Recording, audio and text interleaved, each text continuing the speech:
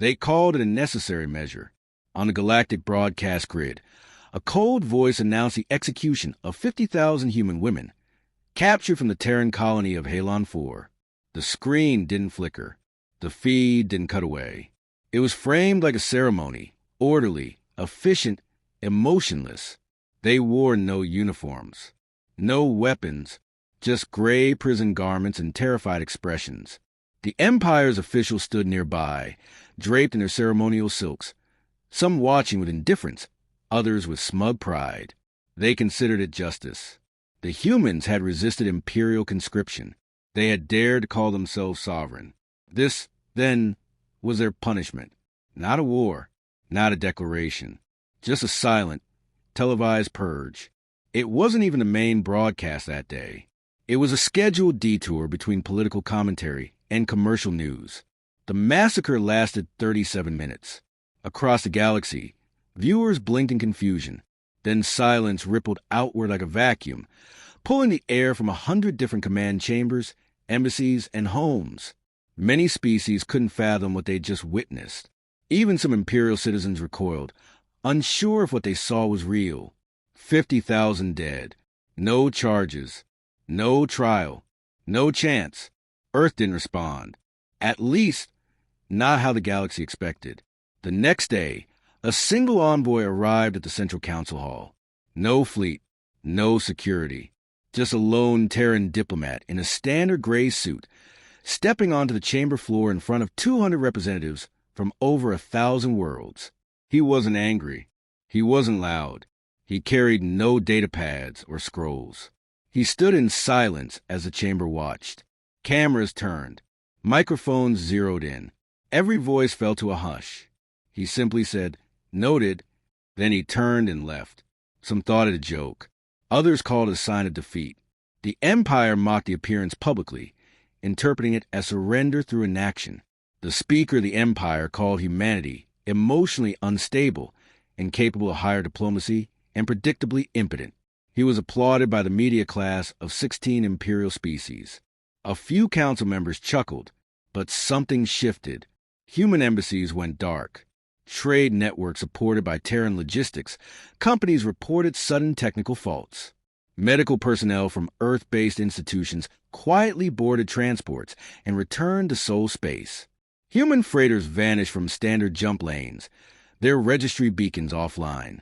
No distress signals, no comms, just absence. Still, no statements came from Earth. No press briefings. No retaliation. No fleets mobilized.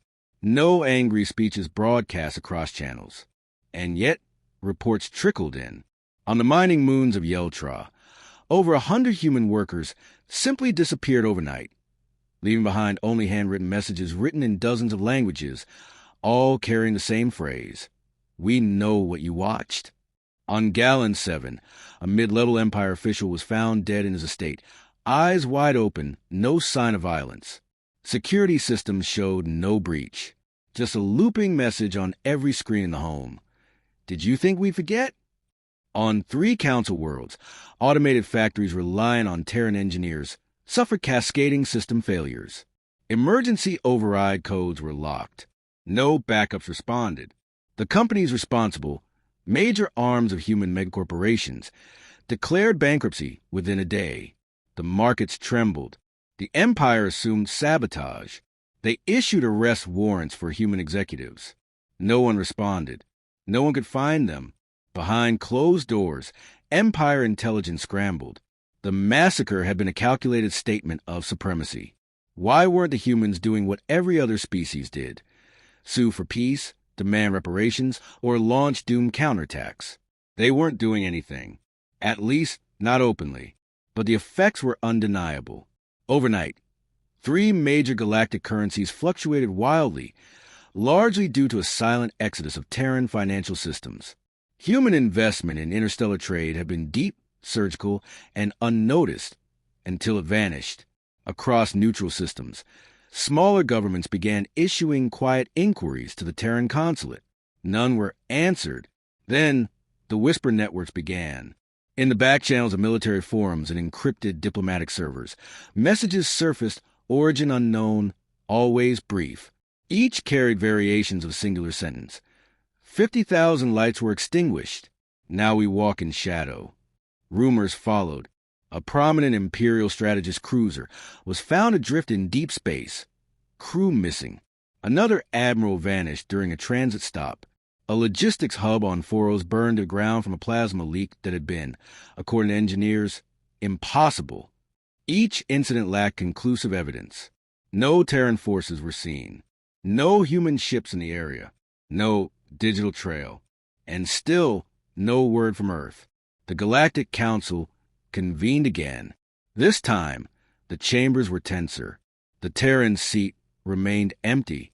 A proposal was raised to censure humanity for destabilizing trade and violating diplomatic transparency. But no one seconded the motion, not even the Empire. A few minor powers had already begun pulling back on their imperial treaties, citing irreversible trust damage. Privately, their representatives feared they'd be next. It wasn't war. It was something worse, uncertainty. 1 week after the massacre, the Halon 4 broadcast was rebroadcast by an unknown entity across every known channel.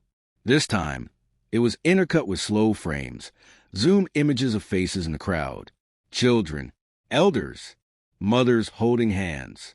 Each face paused for 5 seconds before fading into black. Then the message, we remember. In those 5 seconds of silence, worlds held their breath. In a galaxy saturated by centuries of conflict, this silence felt different. Not rage, not vengeance. Precision, patience, power. News anchors fumbled for commentary. Experts gave conflicting takes. Political leaders released statements calling for calm, dialogue, understanding. The Empire issued an offer of compensation for families of the deceased. No one accepted. Human diplomats everywhere vanished. Their embassy buildings shut down and locked. None were reopened. 2 weeks passed. A systems architect on the Empire's core world discovered a network vulnerability, one embedded deep inside the infrastructure, linked to code written by a human development team over a decade earlier.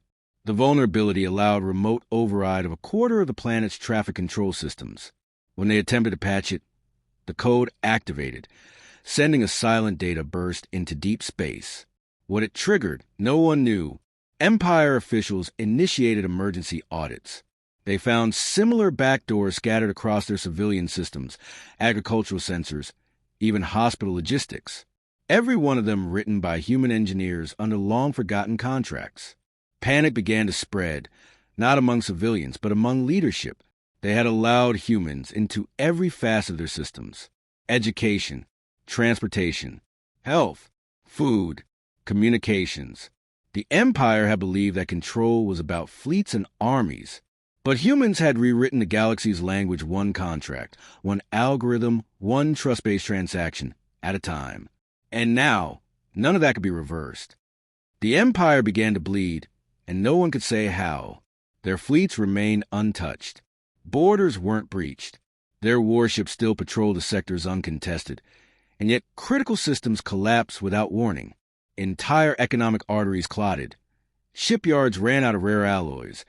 Fuel depots never received shipments. Orbital elevators halted mid-cycle with no explanation. No alarms. No invasions. No battles. It was precision dismantling. One layer at a time. Empire analysts traced the disruptions back to infrastructure quietly dominated by Terran influence over the last 2 decades.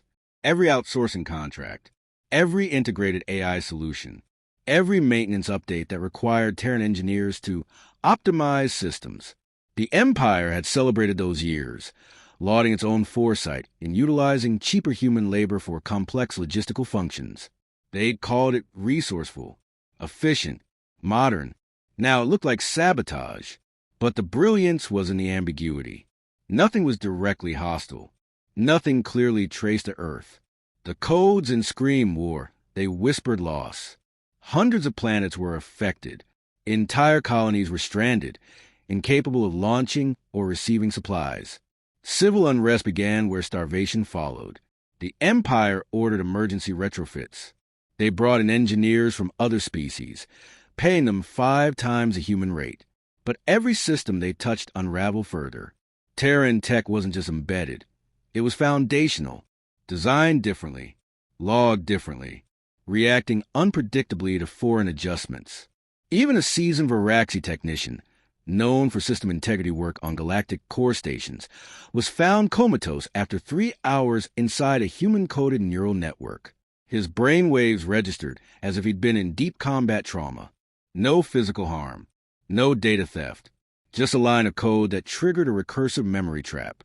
The Empire's hubris had left it vulnerable to something far worse than weapons dependency. Meanwhile, Terran colonies and space stations remained quiet. Not a single human broadcast had been released since the initial response. They maintained absolute media silence. Human ships appeared only in known neutral zones, and even then, their transponders were masked, silent, and brief. No communications, no flags, only shadows crossing known borders, never touching Empire space. The Galactic Council, paralyzed by fear of association, issued no mandates. Diplomats floated in limbo. Many had fled from human sectors. Others had gone missing entirely. Behind closed doors, the remaining human allies, the smaller trade nations, isolated research enclaves, the non-aligned systems, received cryptic transmissions. Observe. Do not interfere. Their reckoning is arithmetic. It wasn't a threat. It wasn't even a warning. It was a verdict already passed. Across core worlds, civilians began protesting, not against humanity, but against their own leadership. The massacre on Halon 4 had once seemed a distant punishment, the kind reserved for unruly outer colonies. But now, the consequences were falling on everyone. Blackout struck city after city. Atmospheric regulators on orbital habitats faltered without explanation. Databanks of historical records were corrupted. Libraries stored on Terran servers vanished. Cultural archives blinked out of existence.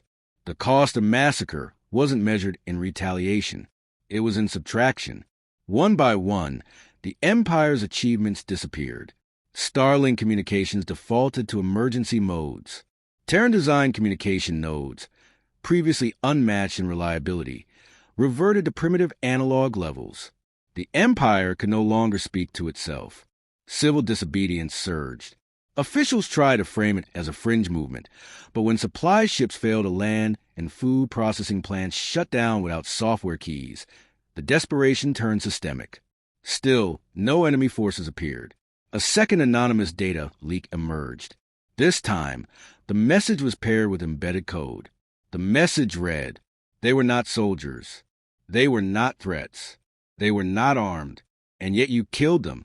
You did not expect justice because you believed in immunity. But we do not forget, and we do not forgive." The embedded code was inert, a dormant program with no apparent function. Empire technicians tore it apart for weeks and found nothing destructive, only a timestamp and a digital signature linked to a long-defunct human logistics firm. On the day of the timestamp, 218 planetary defense satellites simultaneously misaligned their orbital synchronizers, causing tidal imbalances across 17 oceanic worlds. No explosion, no hack, just a gravitational miscalculation that ruined ecosystems and drowned cities. Not a single Death World-class weapon had been used. Yet the death toll mounted through failure. At this stage, the Empire dispatched emissaries to Earth's borders, carrying declarations of apology, offers of reparations, and full accountability. The ships reached Terran sectors and waited for a response. None came. Their messages went unanswered. Their crews were ignored. One Terran mining outpost broadcast a single phrase. "They cannot hear you." Their voices were silenced. On Council Station Omega, the Imperial delegation attempted to confront the other species, to demand cooperation, to reassert authority. But the delegates found empty seats. Half the chamber had withdrawn. The rest remained silent. Fear, not diplomacy, now governed the halls. In backroom discussions, it was whispered that the humans had mastered a new kind of war, one without weapons, one without fire, one without noise. A war of systems, not armies. A war of permanence. And then the message changed. A third leak appeared, unencrypted, public, untraceable. It listed another 10,000 names. All Imperial, all alive, Beside each name, their crimes. Some were commanders who had authorized colonial blockades. Others were scientists who had designed the gas dispersal units used on Halon 4. Still others were bureaucrats, paper pushers whose names had been lost to the very empire they served. But humans remembered. Within 3 days of the release, 800 of those names were marked dead. No public spectacle. No claims. No attacker seen. Just obituaries. Some were found in locked chambers with no entry. Others simply never arrived to work again. One was discovered inside a locked cryopod that had not been used in 80 years. And still, Earth said nothing. One Empire admiral, desperate to break the pattern, demanded the launch of a full military incursion into soul space. The suggestion was met with silence from the high command. No one wanted to authorize an assault on a species that had already destroyed them without launching a single fleet. Then came the blackout. For 13 seconds, every system across all Empire-controlled territories went dark. Not just power, but memory. For 13 seconds, computers forgot who they were. Databanks erased. Communications lost. Entire histories vanished. When power returned, fleet coordination networks were missing 3 years of tactical data. AI governors had reset. Civilian systems could no longer identify authorized users. Planets forgot their names. Cultures blinked. And still, not one missile was fired. The council held an emergency session, but by now the human seat was not merely empty. It had been physically removed. No markings. No nameplate. Just absence.